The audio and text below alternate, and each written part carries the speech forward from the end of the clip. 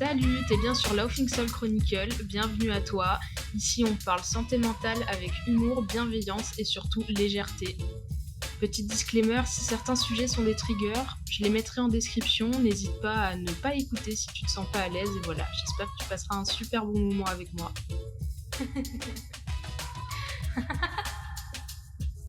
Salut à toi, salut à tous et bienvenue dans un nouvel épisode de Laughing Soul Chronicle. Punaise les gars, ça fait longtemps, genre vraiment très longtemps, un mois je crois que j'ai pas enregistré, voire même plus parce que le dernier podcast qui est sorti, je l'avais préenregistré et programmé. Donc là, ça fait vraiment un bail que j'ai pas enregistré. Et ça tombe bien parce qu'il s'est passé vraiment énormément de choses. Je me suis dit que ça ferait un bon nouveau podcast. Alors du coup, le titre de ce podcast, c'est les actus de Gwen. Je sais pas pour qui je me suis pris, peut-être pour Hugo Décrypte, mes versions, ma vie perso, parce qu'au final, ce podcast, c'est un peu ça. Je raconte ma vie, vous vous identifiez ou pas, et on passe un bon moment ensemble. Le mois de mai et ce début de mois de juin ont été hyper chargés. Le mois de mai, il a commencé sur les chapeaux de roue avec un concert dont je vous avais déjà parlé dans un autre podcast. Comme vous pouvez l'entendre à cette douce mélodie.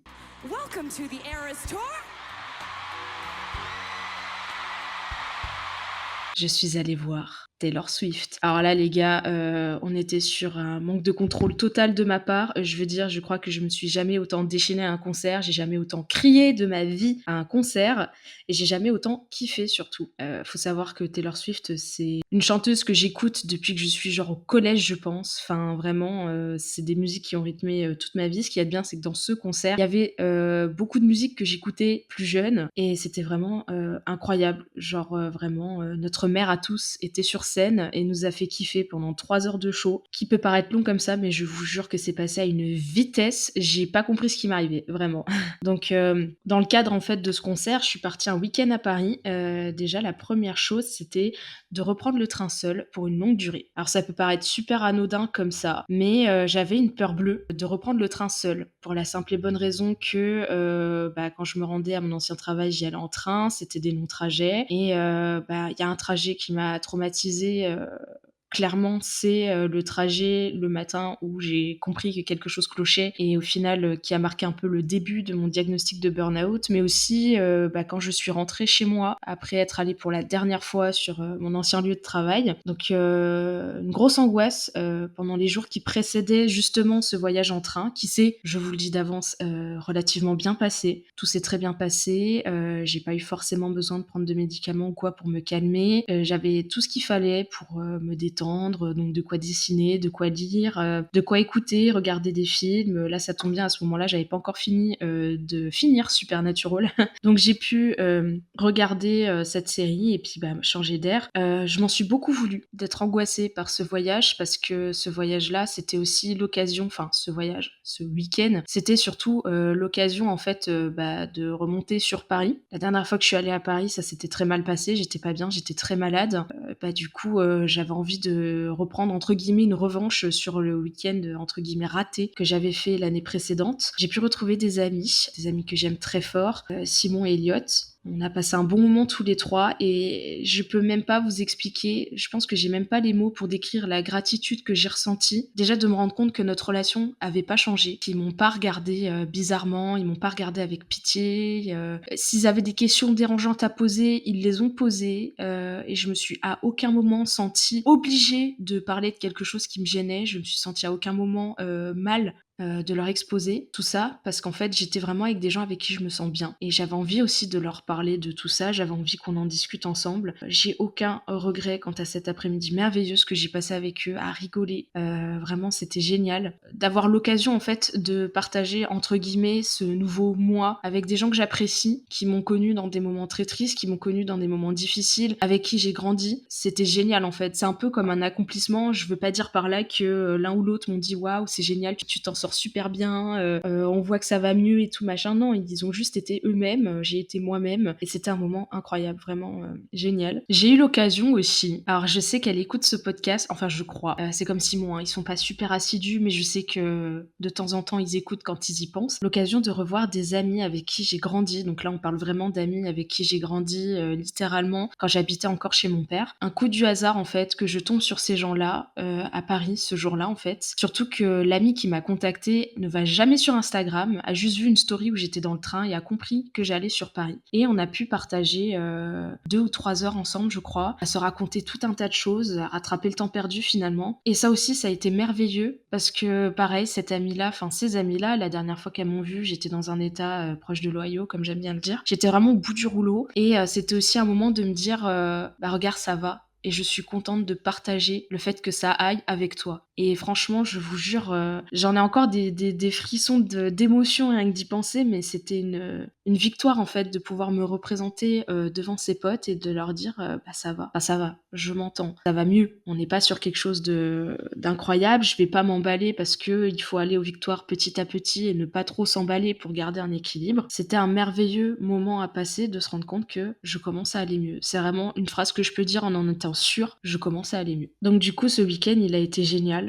J'ai revu aussi ma meilleure amie. Il faut savoir que ma meilleure amie, c'est pareil, c'est la personne, elle m'a vue dans les pires comme dans les meilleurs états. Ça faisait tellement longtemps que je l'avais pas vue. Je pense que un de mes plus gros regrets d'avoir déménagé de la Côte d'Azur, bah, c'est de m'être éloignée d'elle. Je serais restée juste pour elle, en fait. Vraiment, c'est au niveau amical, cette nana, c'est mon âme sœur. C'est la nana que j'aime le plus et avec qui je passe le plus de bons moments. Et en fait, c'est vraiment ce genre aussi de copine avec qui rien change. Pareil, elle m'a jamais regardée avec pitié. Elle a jamais hésité à me poser des questions qui pourraient paraître trop gênantes ou quoi. Je me sens libre de m'exprimer avec elle. Et surtout, n'oublions pas, même si je l'ai déjà dit dans d'autres podcasts, tellement je suis reconnaissante de ouf, c'est elle qui m'a offert le concert pour Taylor Swift pour mon anniversaire. Donc là, je suis désolée pour les copains qui se sont fait chier à trouver des cadeaux. Mais est-ce qu'on peut faire plus beau que Taylor Swift pour un concert?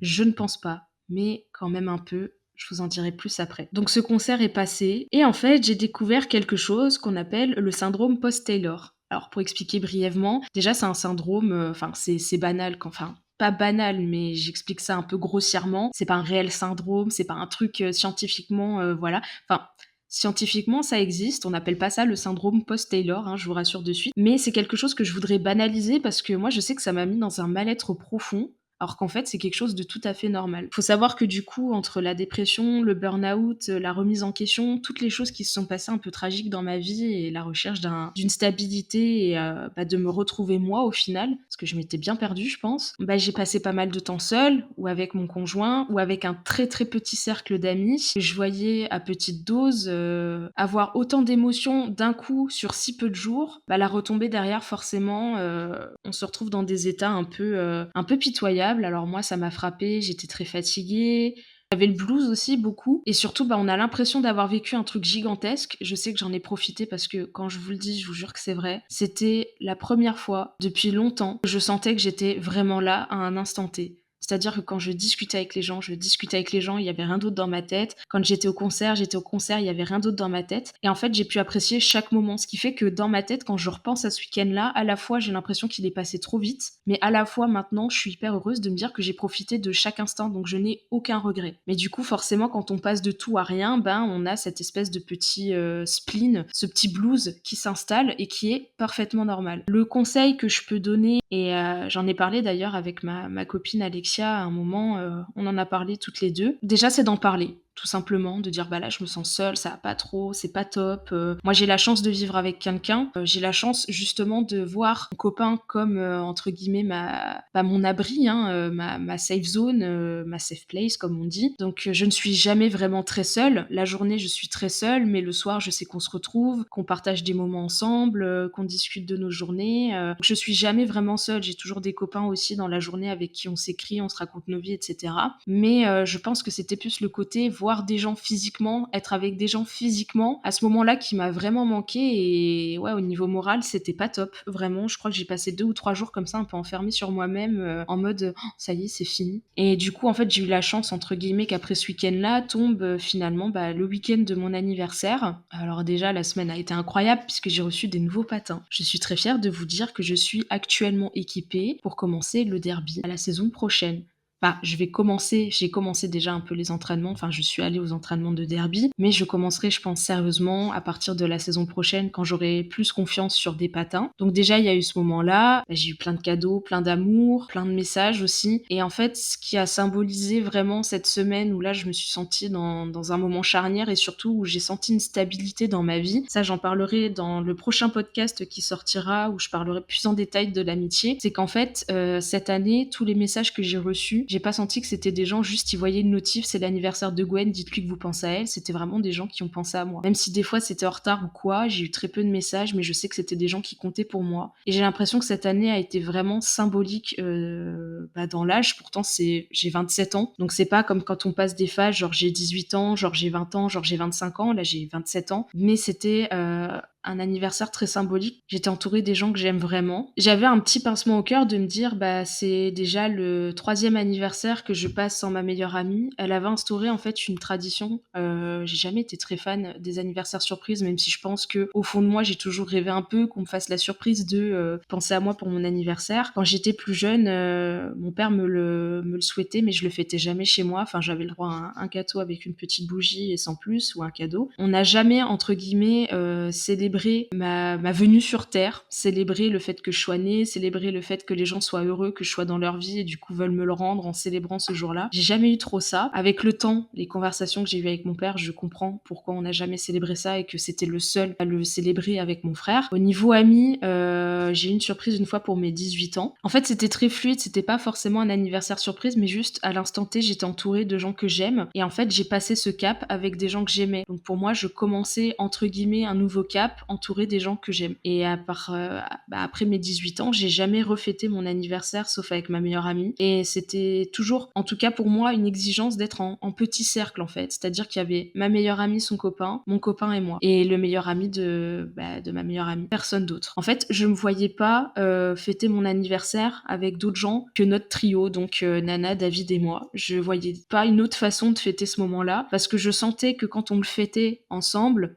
il y avait une gratitude de se dire je suis heureux et heureuse que tu fasses partie de ma vie et j'ai envie de célébrer le fait que tu sois en vie et que tu aies une année de plus passée avec nous. Mais du coup, c'était sans compter bah, mes copains aujourd'hui avec qui bah, je partage quasiment tout mon temps en fait, qui m'aident à guérir, qui m'aident à grandir. Encore une fois, je vais en parler dans un autre podcast parce que si je m'étale, ça va faire un doublon avec l'autre et ce serait dommage parce que l'autre, j'ai quand même pas mal de choses à dire. Ça fait tellement de temps que ces gens sont dans ma vie que le fait d'avoir célébré ce moment, c'était une idée de leur part en plus, hein, c'était un anniversaire surprise, vraiment surprise, je m'y attendais mais alors pas du tout. Ben je me suis sentie heureuse de dire bah ces gens-là, je sais qu'ils sont sincères dans l'idée de se dire qu'ils sont reconnaissants, qu'il y ait une année de plus qu'on la passe ensemble et c'était bah mon premier anniversaire fêté avec eux. Je suis encore un peu émue quand j'en parle parce que j'ai trouvé ça vraiment très très mignon. Ils sont arrivés tous les trois avec les bras chargés de cadeaux pour m'embarquer et j'ai passé une soirée merveilleuse en fait, des souvenirs plein la tête et surtout se sentir baigné d'amour à ce moment-là. Bah je me suis dit c'est ça en fait, c'est à ça que doit ressembler la vie, c'est ah je vais pas chialer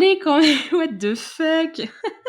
C'est à ça que doit ressembler la vie en fait, un équilibre où tu sens que t'es entouré par des gens que t'aimes, où tu te sens entouré. Il y a pas de prise de tête en fait dans ces amitiés-là. Enfin vraiment, tout est fluide. T'as l'impression que ces gens-là, tu les connais depuis des années, mais en même temps, ça fait peu de temps qu'ils sont là. C'est même plus à ce niveau-là, c'est même plus des amis, c'est des gens que je considère comme ma famille en fait. Enfin, il y a pas de frontière entre eux et moi. Il y a pas de tabou, il y a pas de trucs comme ça. Enfin vraiment, je vous souhaite à tous d'avoir des amis comme ça. Et du coup, une fois cet anniversaire passé, il y a eu le festival de mon association.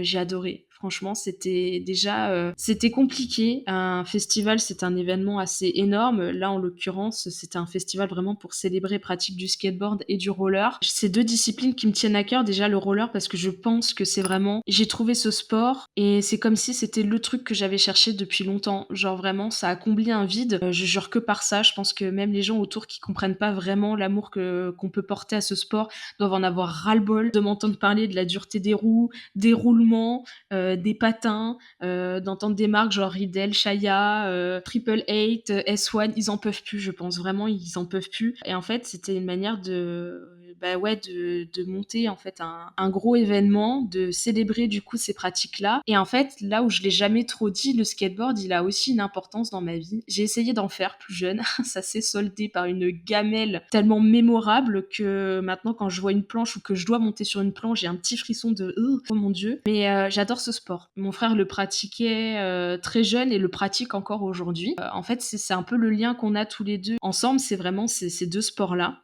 J'ai pas réessayé le skate depuis, mais Aurel lui a joué le jeu d'essayer le roller. Évidemment, il a été super doué. Le mec m'a dit je suis pas à l'aise et au bout de 3 pas, bah ça y est, il était sur un pied et tout. Enfin, c'est mon frère, quoi. Mais du coup, voilà, ça aussi, il y a une retombée derrière parce que forcément, c'est des semaines, voire des mois de préparation. On donne beaucoup de nous-mêmes, on donne beaucoup de notre personne, de notre énergie. On rencontre des gens, on crée des liens avec des gens et en fait, bah, quand tout ça c'est fini, c'est juste, c'était génial, mais voilà, c'est fini et on passe à autre chose déjà. Donc c'est pour ça qu'avec un ami, on est déjà sur un autre événement et moi, ça me fait du bien pour l'instant de bosser sur ces événements. C'est un peu triste à dire comme ça, mais vu qu'au niveau professionnel, je suis un peu perdue, je suis en reconstruction, que tout le monde me dit de prendre mon temps, que je suis pas prête, que si ça doit prendre 3 ans, 4 ans, ça prendra le temps qu'il faut. Je sais comme je suis, j'ai eu de longs mois où ben, clairement, à part jouer aux jeux vidéo et lire, je ne faisais rien. J'avais besoin d'un repos mental tellement énorme que j'étais capable de rien faire d'autre et de me concentrer sur rien d'autre. Aujourd'hui, j'ai encore des petits problèmes de concentration, mais ça a été vu avec un médecin, c'est clairement lié aux médicaments que je prends. Donc, je suis sous antidépresseur. Mais en fait, le fait d'avoir une cause sur laquelle me pencher, à laquelle donner du temps, ça a donné, entre guillemets, un sens à ma vie au moment où j'avais besoin de me retrouver. Là, aujourd'hui, je dirais pas que j'ai encore besoin de ce sens-là parce que vu que je suis en recherche et que j'ai compris mentalement que j'étais en recherche de sens à ma vie. C'est comme si, vu que je l'ai intégré, je prends mon temps parce que faut savoir qu'un burn-out et une dépression, c'est difficile à vivre, mais derrière l'idée, quand tu décides de te faire soigner, donc moi, ce que j'ai fait il y a presque 1 an maintenant, ça coûte cher, c'est du temps, c'est de l'énergie, ça fait mal parce que tu ressasses des choses. Moi, j'ai vu même dans mon couple, quand j'ai dû avouer certaines choses à mon copain qui savait pas, c'était très difficile pour nous deux, surtout bah, de voir bah, dans les yeux de mon copain, en fait, la tristesse et puis la colère, le dégoût, tout ce que vous voulez en fait lié à ce qu'on m'avait fait subir, ben, ça reste un investissement sur l'avenir. C'est un moment hyper difficile à traverser. Moi, j'ai la chance aujourd'hui de pas être seule et de pas le traverser seule, mais du coup, il faut bien prendre conscience que c'est un investissement sur l'avenir. Et là, c'est quelque chose que j'ai intégré depuis peu de temps parce que bah, ma thérapie a pris un nouveau tournant. Au niveau santé physique, avec mon médecin qui, elle, suit du coup mon traitement antidépresseur, on commence à voir des évolutions et à sentir qu'on est un peu dans le côté charnière en fait de la thérapie et de la guérison. C'est long, des fois c'est frustrant,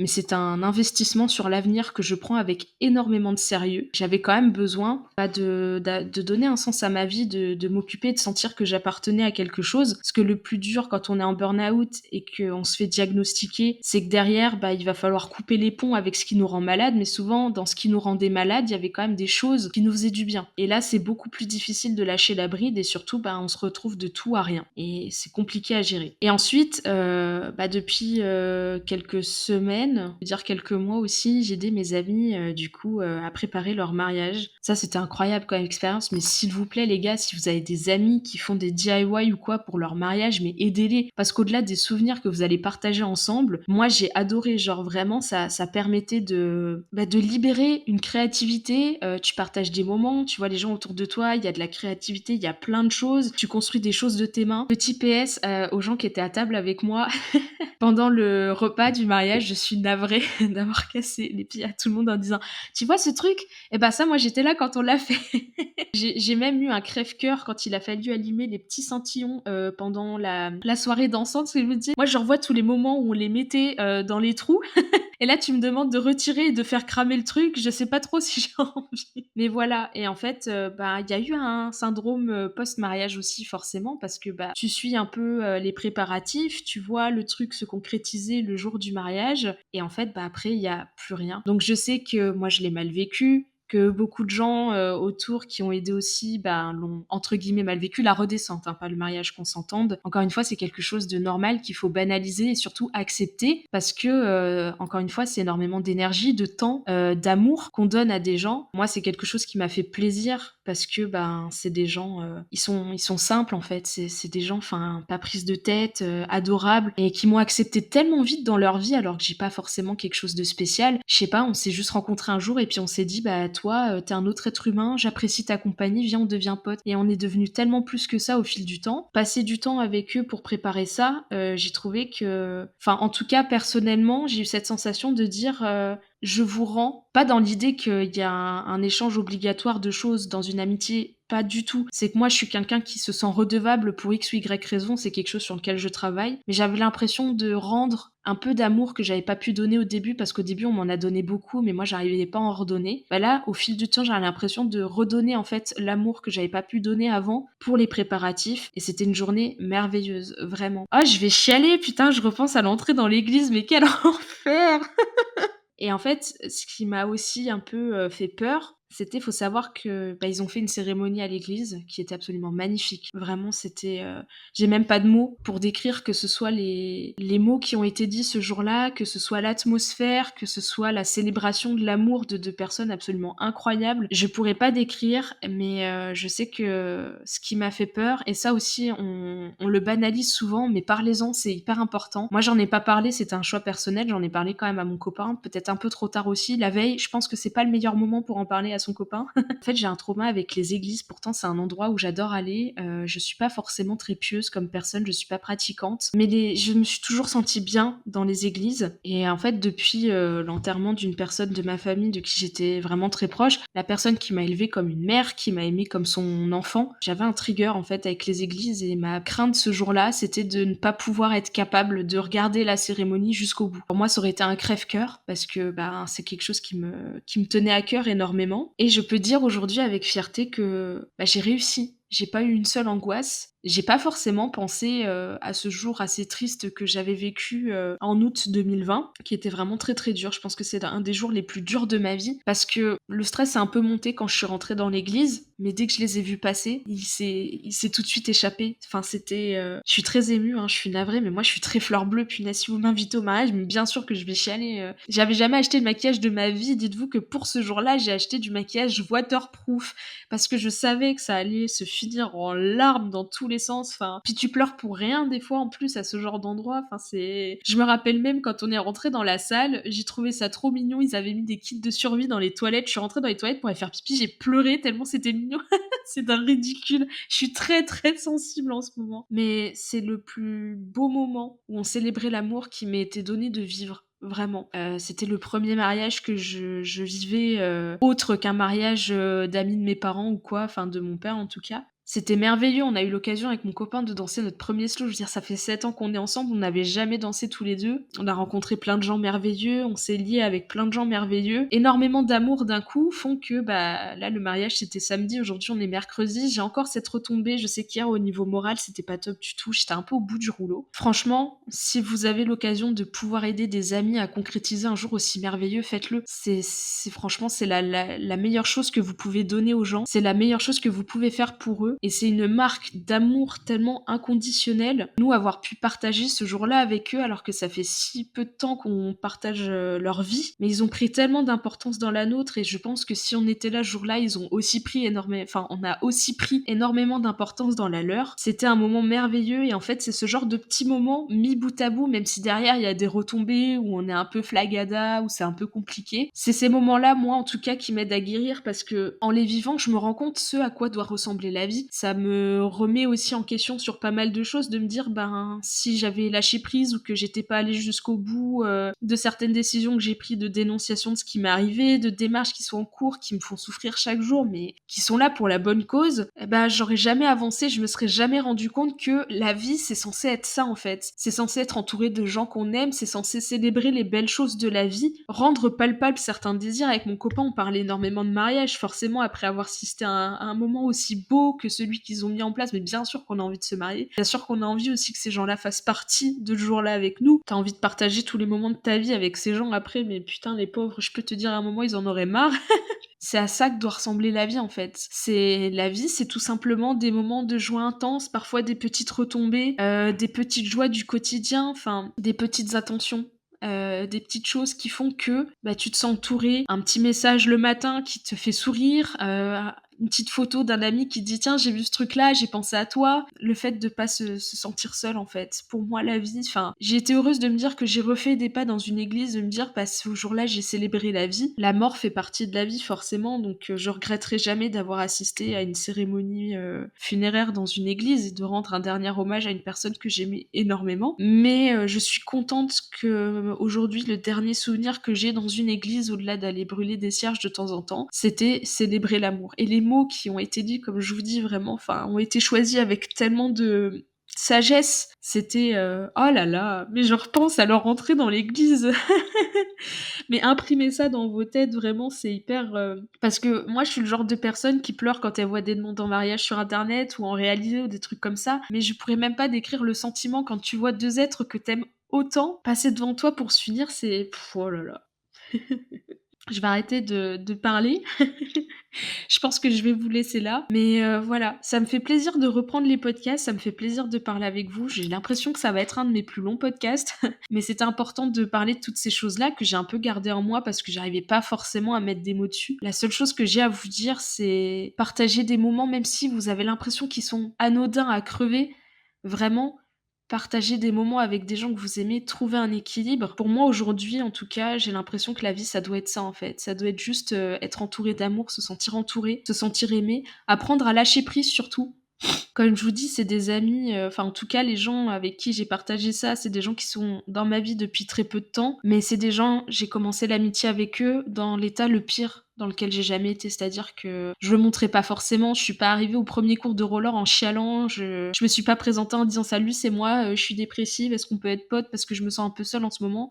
Pas du tout. Mais du coup, c'est des gens qui m'ont aidée à grandir, en fait, et qui m'ont aidée surtout à lâcher prise sur plein de choses et à prendre conscience d'énormément de choses, en fait. Je pense qu'ils ont une sagesse que j'avais pas à ce moment-là parce que, bah, j'étais incapable de comprendre, en fait, ce qui se passait, de comprendre comment gérer certaines, certaines émotions ou quoi. Mais c'est les premières personnes qui m'ont fait comprendre que, bah, tu as le droit de pas aller bien, quoi. J'ai vraiment une image dans ma tête, d'un moment avec Martin qui coach aussi des cours de roller et qui est un de mes meilleurs amis, c'est même un frère pour moi dans mon cœur, vraiment, c'est le frère que j'ai jamais eu. Où en fait, un jour, j'étais au bout du rouleau, j'arrivais pas à rouler, je venais de commencer mon traitement antidépresseur, ça allait pas du tout. Il est venu me voir, il m'a demandé si ça allait et je lui ai dit que j'étais un peu dégoûtée en fait de voir l'état dans lequel j'étais et que j'arrivais pas à assurer au niveau du roller. Et il m'a dit: «Mais tu sais, c'est normal, tout le monde a une vie, tout le monde est fatigué». Et je lui ai dit: «Mais ouais, mais moi j'ai pas de travail en fait. J'ai pas cette raison entre guillemets de dire j'ai pas de travail. Enfin, j'essaye de me reconstruire, certes, c'est du travail. À ce moment-là, je m'en rendais pas compte. Mais je lui dis, moi, j'ai pas la même fatigue que les autres. Et il m'a vraiment dit, c'est pas une question de travail en fait. Tout le monde peut avoir des moments de mou et c'est ok. Et tu prends juste ton temps. Et en fait, je pense que